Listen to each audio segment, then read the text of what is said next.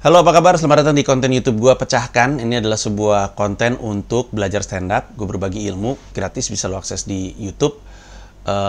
Dan topiknya datang dari pertanyaan orang yang melempar pertanyaan di Instagram. Nah, kali ini pertanyaannya datang dari bin.pasaribu. Dia bilang, gimana cara nutupin hiperbola dari sebuah storytelling supaya nggak kelihatan banget? Karena ada satu kejadian nyata yang kita pengen banget sampai di stand up, dan premisnya udah bagus nih, menarik, tapi nggak lucu kalau nggak ditambahin sedikit bumbu-bumbu supaya patah banget. Terus di akhir cerita itu, kita tambahin hiperbola dari kejadian itu, dan gue ngerasa jadi tambah lucu. Tapi gue juga ngerasa orang bakal mikir cerita yang gue sampein itu fake, padahal asli. Cuma gue tambahin aja sedikit hiperbola komedi di cerita tersebut. Nah, gimana nanganinya, Bang? Yuk, kita jawab.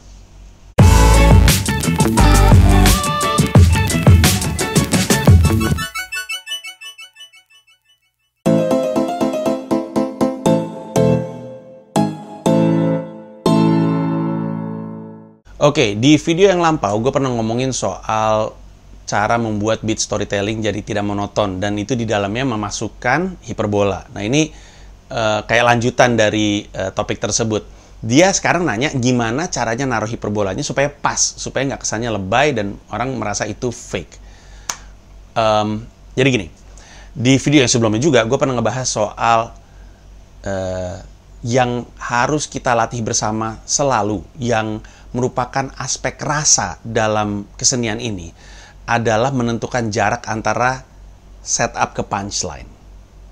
Oke, itulah kenapa stand up comedy disebut kesenian, karena disitulah rasanya bermain.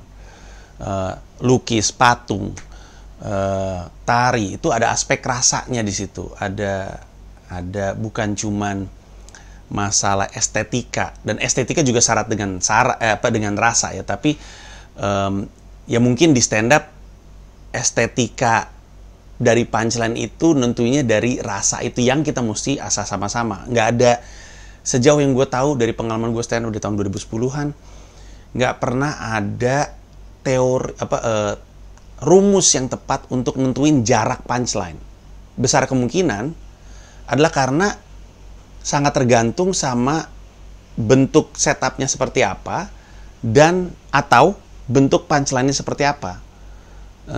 Kadang-kadang kita udah punya ini dulu dan kita nentuin jarak yang ini. Kadang-kadang kita punya ini dulu dan kita nentuin jarak yang ini. Nah, itu yang menjadikan nggak pernah ada rumus pasti soal seberapa jauh nih jarak jurang yang harus kita tentuin dalam setiap joke-nya. Dan itulah kenapa kita pakai open mic sebagai cara untuk ngeraba tersebut. Gua ringkasin sedikit aja yang pernah gue bahas di belakang. Ini sebenarnya dari Jerry Seinfeld. Jerry Seinfeld bilang bahwa setup dan punchline itu kayak dua jurang. Kalau terlalu deket jurangnya, lompat mah nggak ada yang tepuk tangan. Orang cuman beda 10 cm jurangnya, atau cuman 30 cm atau 60 cm, lompat juga ya nggak ada seru-serunya. Orang jurangnya cuman deket gitu. Tapi kalau jurangnya terlalu jauh, mati. Siapa yang mau tepuk tangan? Diem semuanya, berduka sama anyepnya elu gitu. Yang dicari itu adalah gimana jaraknya itu cukup oke, sehingga ketika kita lompat cukup asik untuk dilihat penonton dan kita nggak mati gitu. Nanti lama-lama yang jago, ini bener-bener kayak parkour dah, atau kayak free running. Lama-lama yang jago itu bisa naruh tebingnya jauh sekali, tapi dia lompatnya tetap nyampe. Nah, itu gimana orangnya. Salah satunya gue rasa permainannya adalah yang kayak gitu adalah orang-orang kayak Uus atau Frimawan, atau ada banyak lagi pasti contohnya, tapi yang di kepala gue mereka berdua. Yang bisa membuat, anjir ini sebenarnya jauh banget, tapi kenapa dia kalau lompat nggak mati ya gitu. Nah, ini tuh dilatih pakai perasaan dan lewat pengalaman. Nah, hiperbola juga seperti itu si Bin Pasaribu. Memang kunci atau jawaban dari pertanyaan lu ada di latihan yang lu lakukan. Karena hiperbola itu justru lucu. Jadi kan gini ya, dia kan bilang, gue takutnya orang bakal ngerasa itu fake padahal asli. Nah, kuncinya adalah kalau orang jadi ngerasa itu fake, berarti itu tidak terasa sebagai hiperbola. Kuncinya adalah gimana caranya hiperbola itu terasa seperti hiperbola.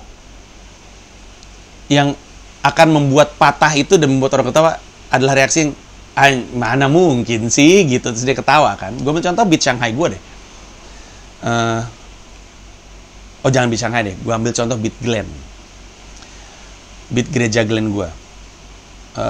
Yang gue cerita bahwa gue di gereja disuruh ngomong mewakili umat muslim, terus di depan umat Kristiani gue bilang selamat malam, terus Glenn nepok punggung saya, terus dia bilang sapa kami dengan cara yang diajarkan oleh agama kamu. Terus gue tadinya ragu, terus dia meyakinkan gue dengan tatapan kasih putihnya. Terus gue gini-gini nih. Nah, itu kan hiperbola kan. Harusnya itu terasa banget hiperbolanya, karena ngapain Glenn di atas mimbar gereja gini-gini sendiri gitu kan. Tidak mungkin. Nah, jadi kuncinya adalah gimana caranya hiperbola itu beneran terasa sebagai sebuah hiperbola. Makanya belajar majas itu krusial banget ya. Dan gue juga nyesel waktu gue sekolah gue nggak bener-bener belajar bahasa Indonesia. Kalau gue tahu gue bakal bermain majas hari ini, dulu gue serius belajar bahasa Indonesia. Dulu saking nggak seriusnya digampar guru gue. Tapi kuncinya adalah gimana caranya kita bisa taruh hiperbola dan orang ngeh itu hiperbola. Tapi juga nggak bisa terlalu jauh kan. Maksudnya hiperbola itu nggak bisa terlalu lebay karena orang nggak akan ketawa gitu.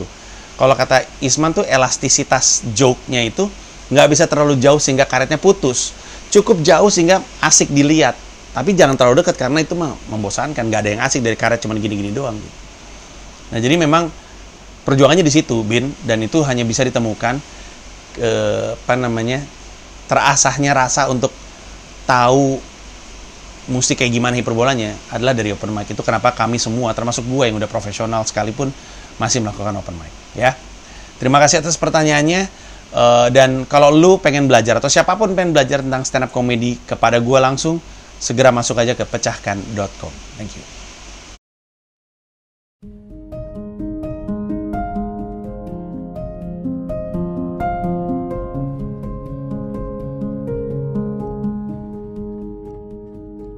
Malam itu adalah konsernya Glenn Fredly di Istora Senayan. Gua membuka konser tersebut dengan stand up, pecah. Lalu mulai malam itu gue memastikan untuk mengejar cita-cita gue sejak pertama kali stand up di tahun 2010. Gue harus punya pertunjukan di Istora Senayan, Jakarta. Dan sejak itu, semua usaha gue yang lo lihat, semua pertunjukan yang gue bikin adalah langkah demi langkah yang gue ambil supaya bisa terjadi. Dan akhirnya terjadi tanggal 20 Desember 2020. Gue akan manggung di sebuah tempat di mana artis-artis dunia pernah mengisi. Maroon 5, Bruno Mars, Simply Red. Dan gue akan jadi pelawak pertama di sana. Dan gue minta ditemenin lo untuk duduk mengisi kursi-kursi ini.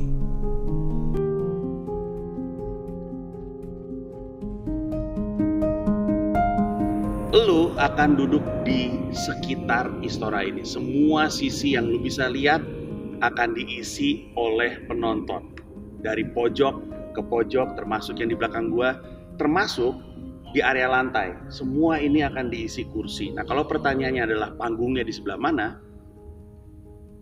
Di sini. Panggungnya tepat di tengah Istora Senayan, melingkar.